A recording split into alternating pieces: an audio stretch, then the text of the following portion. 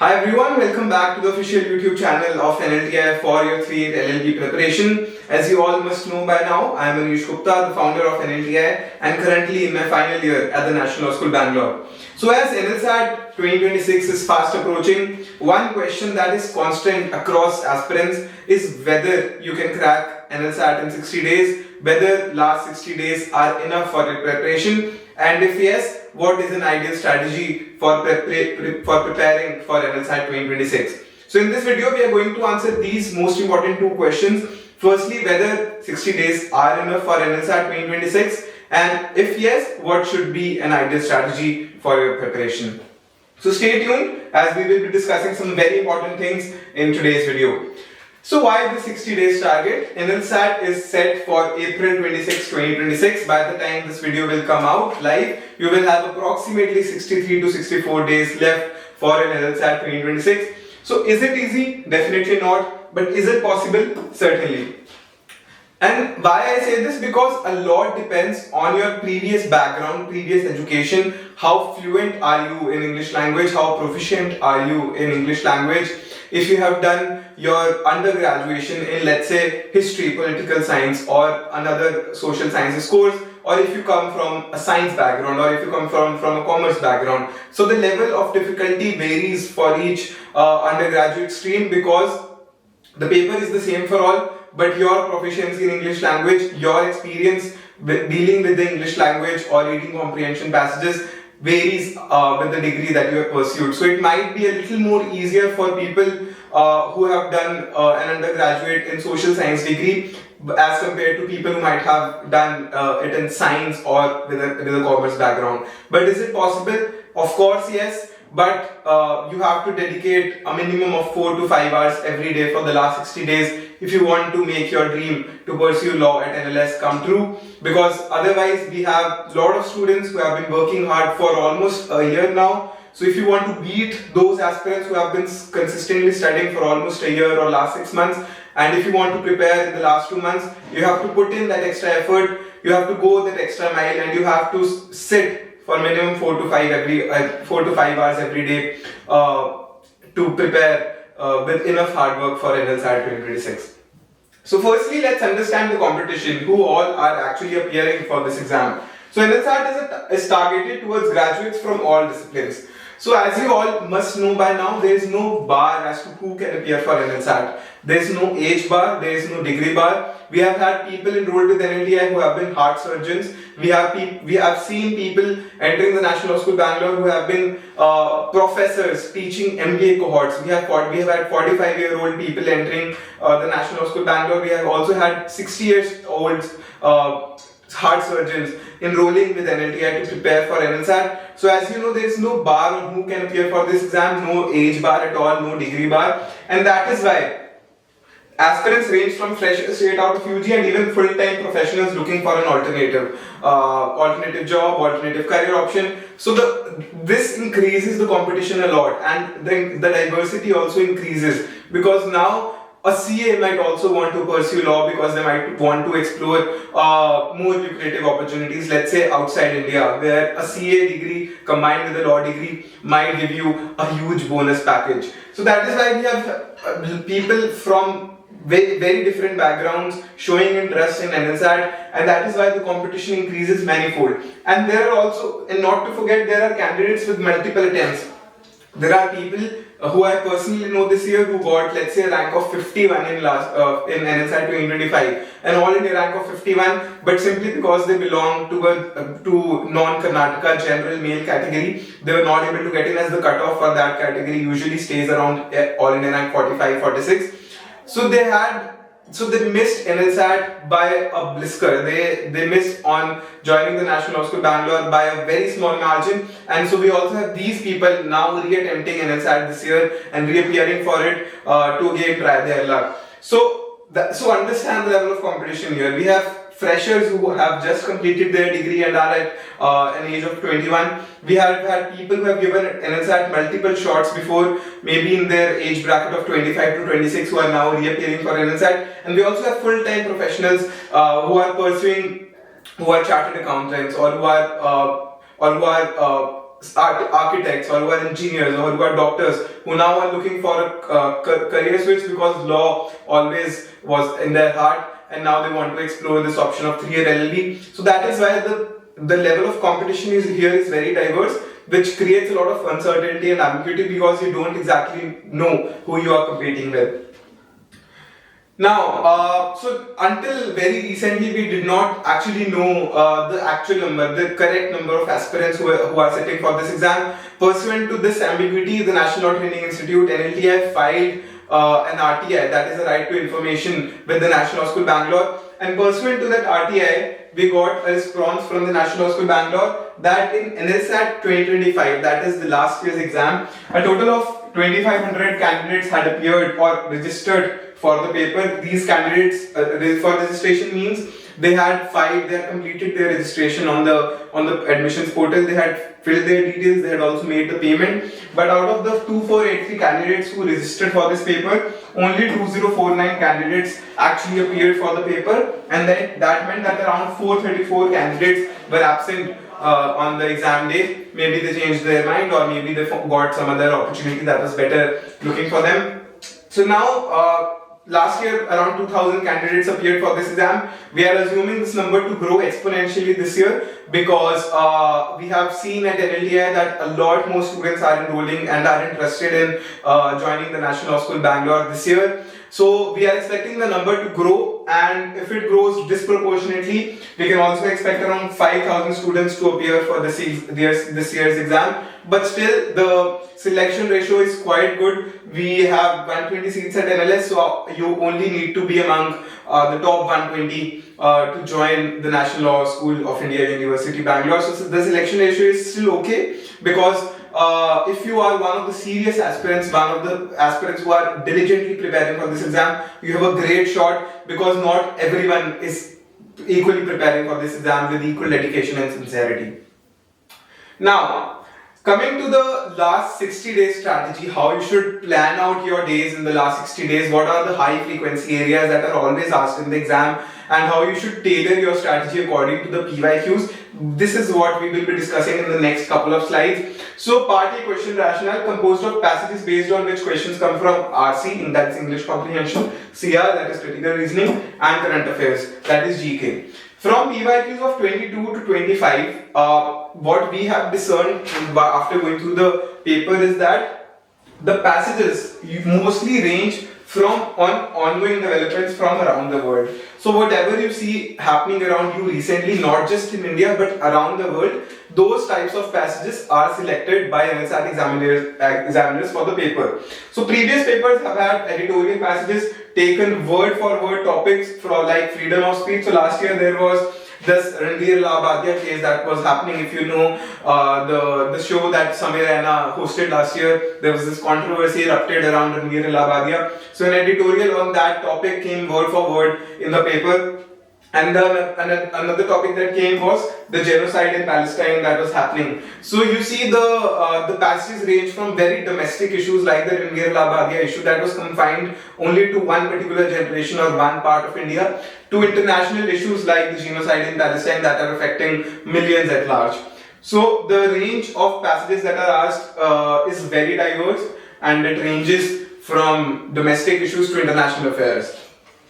But there's only some parts on which you have to focus your last 60 days on if you want to maximize your output.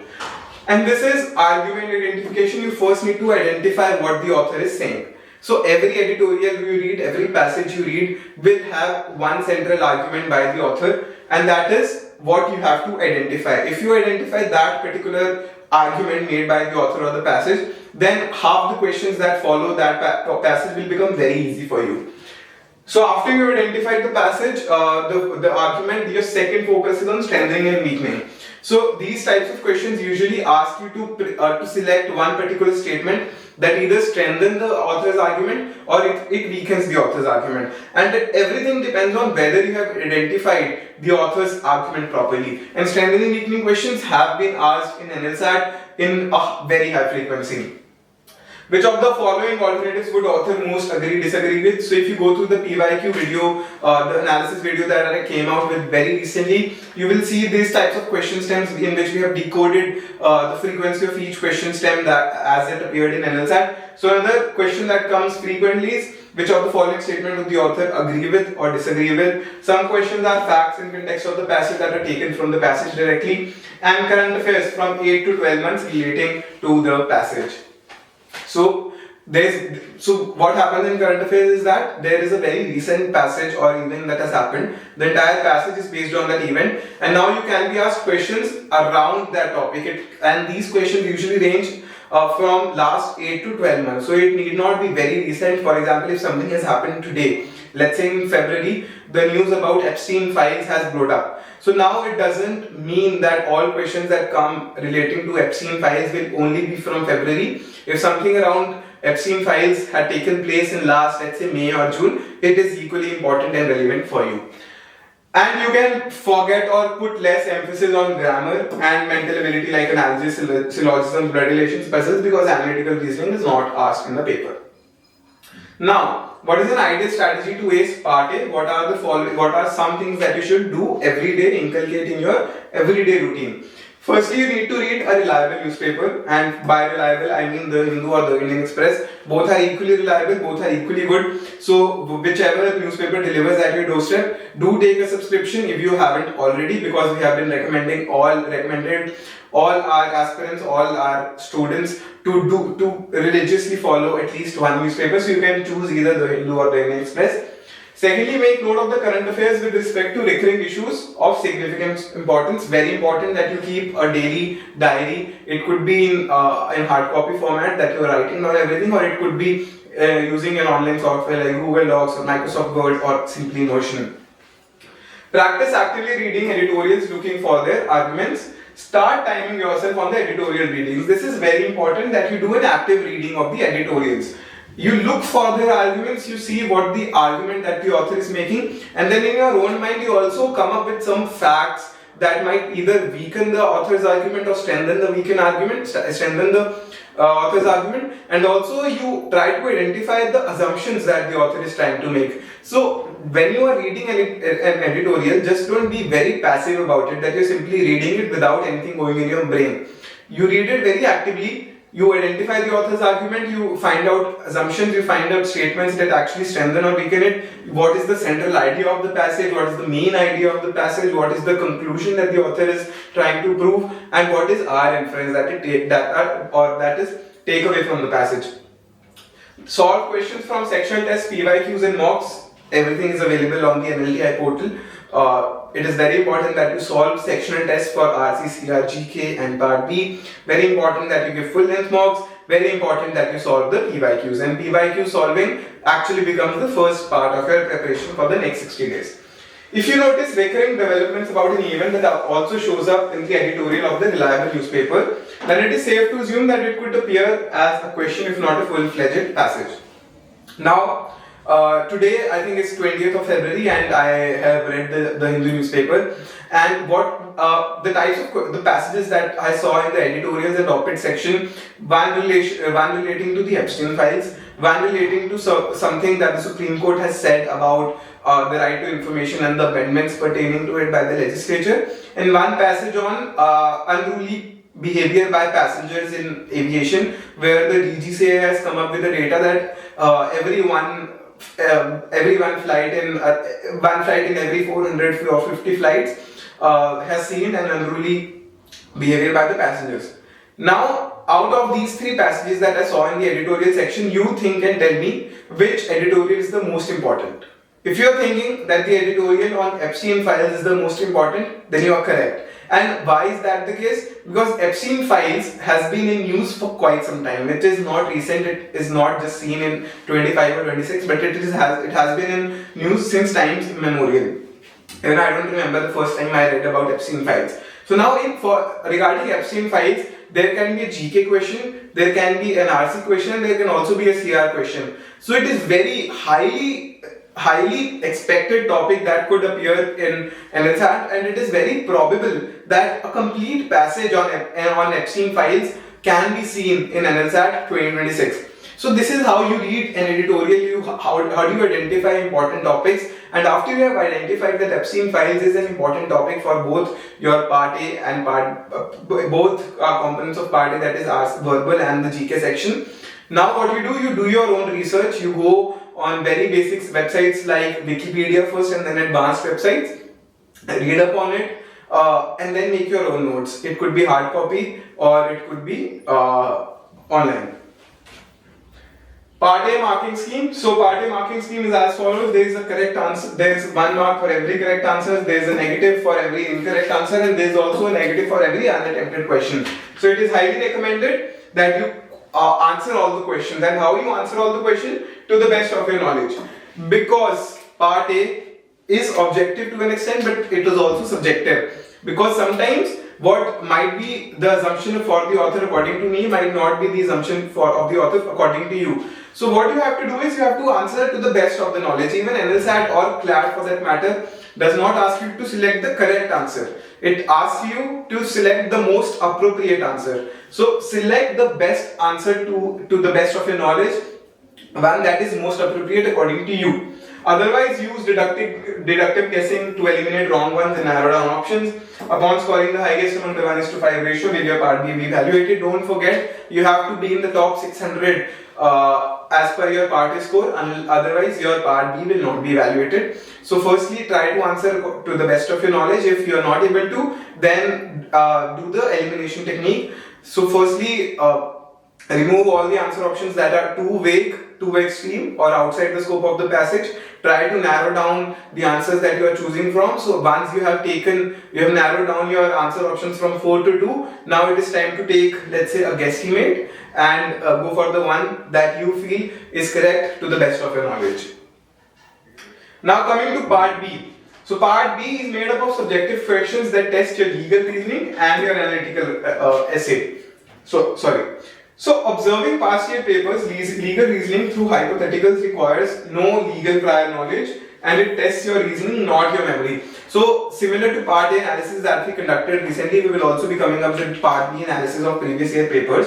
And after analyzing it, after going through it, what we can confidently tell you is that part B of NLSAT 2026 does not require you to have any prior legal knowledge. It always helps if you know something about, let's say, voluntary non-fit injuria or arbitrariness or duty to care or the harm principle or the buyer beware principle. It always helps. But they are not expecting you to write down verbatim that this principle will be applicable here.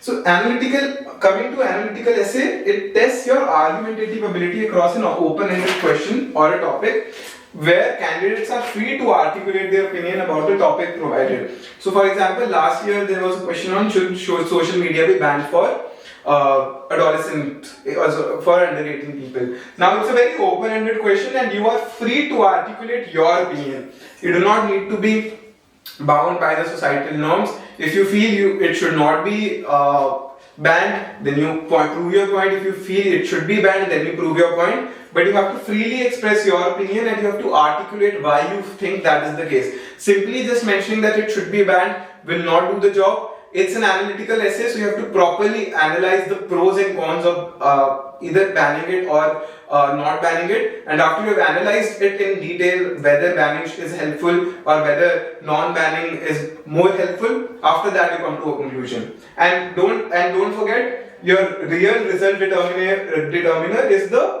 part B score, because if there is a tie in part A score, part B score comes to the rescue, and if you are scoring high in part B, then you will get a better rank. We have seen instances last year where the people who made it to the NLS in the last list or in the vacancy, for example, rank 46, 47, around 3 to 4 people were sharing the same rank of rank 47, but only one of them made it to NLS in the vacancy because he had a better rank or he had a better score in part B. So they had same rank, same score, same cumulative score, but because one particular person had a better score in part B of all 3, he was the one given preference overall.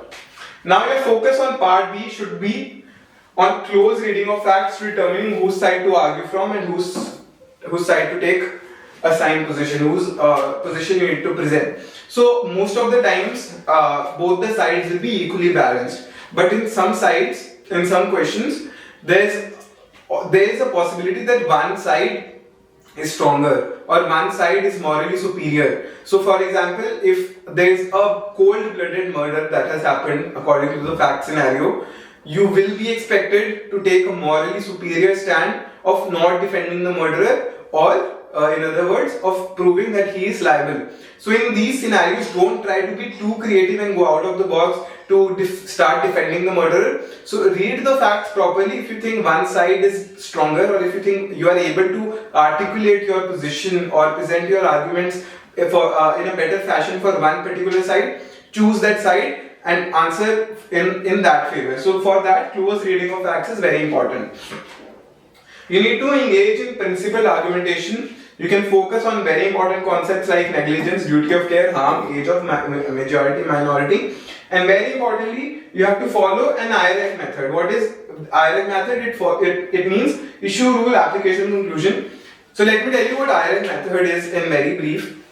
So let's say there is a fact scenario that or let's say A goes to B's home and finds a pen lying in the cupboard of B, unpossessed. B is not in the home. So A was using the pen that was in B's possession technically, because it was in B's home. So A used his pen to sign something, and inadvertently, without knowing, he put it in his pocket and went away to his home.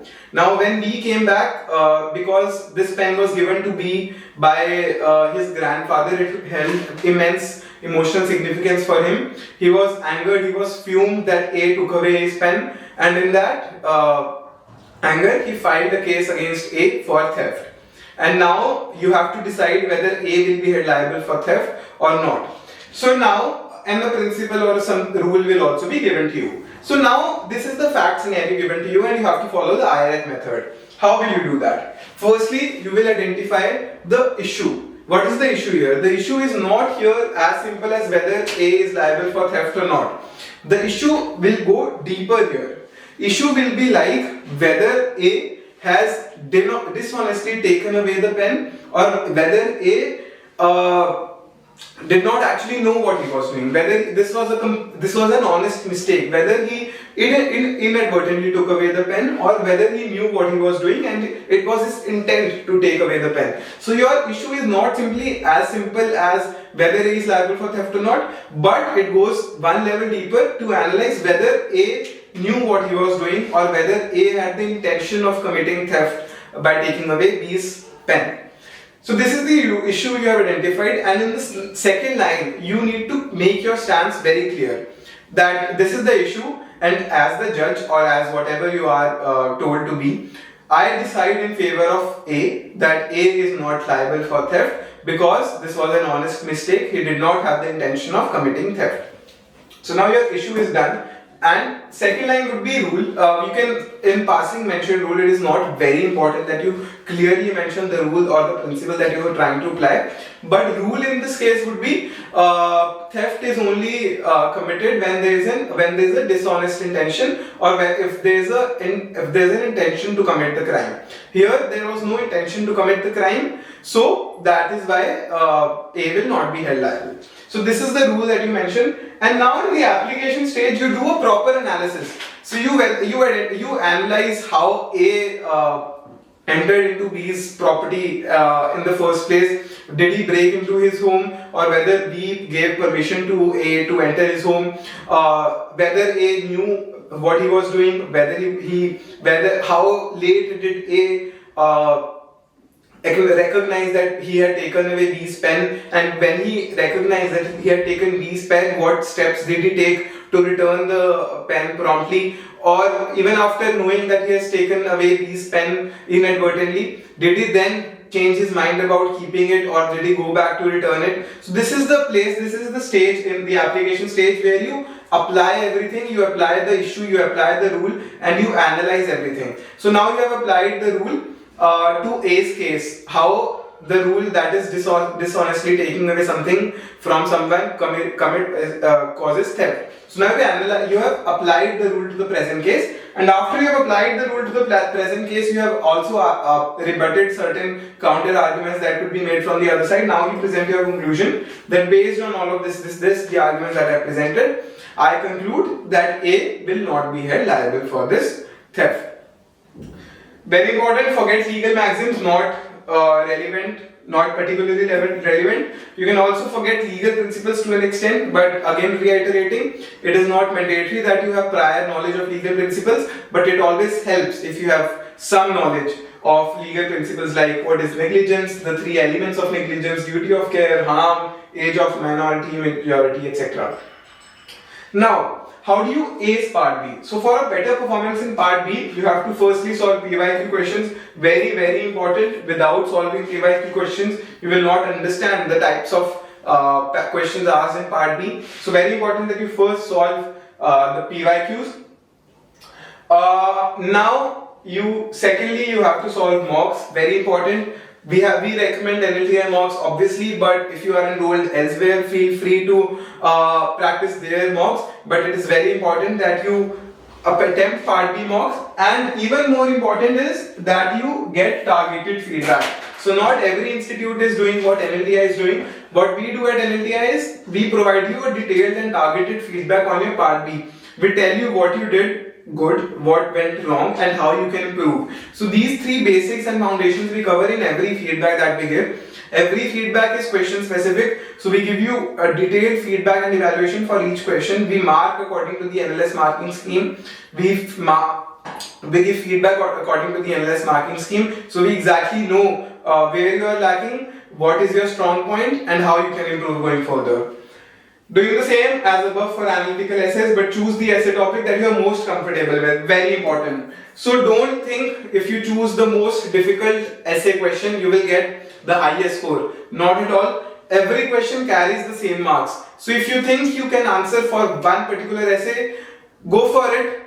Go for the answer. Go for the essay topic that you are most comfortable with. Go for the essay option that you have the highest knowledge about, because going for a difficult essay option does not guarantee you a higher score or better marks.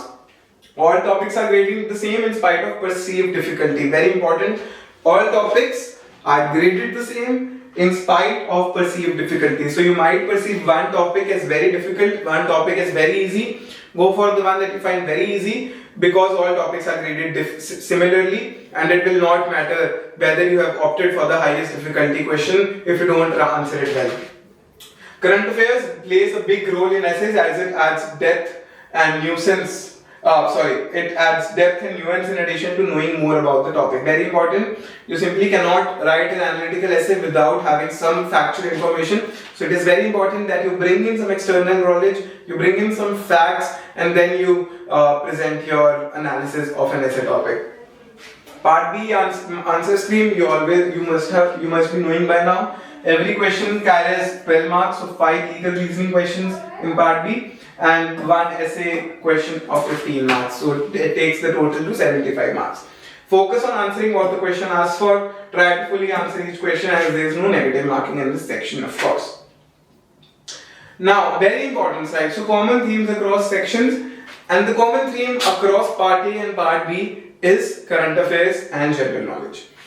Prerequisite knowledge of current affairs is an important requirement to perform well in NLSAT 2026. This knowledge is useful in answering GK questions from part A and improving your essay quality in part B. Because if you are trying, let's take an example of last year's essay question, and that is, should social media be banned for people under the age of 18? Now, if you don't know any fact of how social media is negatively impacting people under the age of 18, which other countries have already banned social media for under 18 people, and if this social media ban in other countries has actually helped under 18 people in any way, then you will not be able to present your arguments in a nuanced fashion. It will be very superficial. You will be simply mentioning that it is bad for health, it is bad for eyes, it is bad for your personality, so it should be banned. Unless you bring in some cogent facts, some very relevant external knowledge to enhance your arguments, to present your arguments, and you will not be graded in a good fashion. So it is very important that you have some knowledge for writing an essay topic. And how this knowledge comes in? This only comes in by reading more GK, reading more current affairs, following news diligently. This will not only help you with analytical essay, but this will also help you in answering GK questions from part A.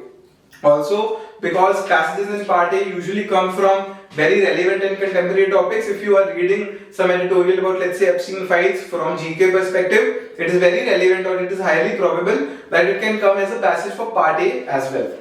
The most common themes in NLSAT that usually come are political literature and satire, international relations and geopolitics, proposed legislation which have some social impact, and social economic problems with paradigms. These are the most recurring themes. Not speaking this in here, but only after analyzing the PYQs. And 2025 has been a year which has had a lot of international relations problems, a lot of geopolitical issues that have been burning. So we can expect around a couple of passages on international relations and geopolitical issues, be it the AI summit, be it something about Russia, Ukraine, or Israel, Palestine, or US, Venezuela. So it is very important that you keep yourself abreast with these recent happenings. So that's it from this video. Hope you found this useful. Hope I was able to contribute at least something to your prep. To recap, are 60 days enough? Yes, 60 days are enough, but with the caveat that you put in more effort than most other candidates. And since 60 days are enough for an NLSAT prep, we have discussed your ideal strategy for both the parts. We have covered part A, part B. We have covered GK. GK is the most constant theme across both the parts. So it is very important that in the last 2 months, you give some disproportionate time to reading GK and learning more about it. So that's it from this video. We will be back with another such videos in the future. If you want us to cover something specific, please let us know in the comment section, and we shall be very happy to make a video on that. Thank you so much for joining in. Keep supporting us.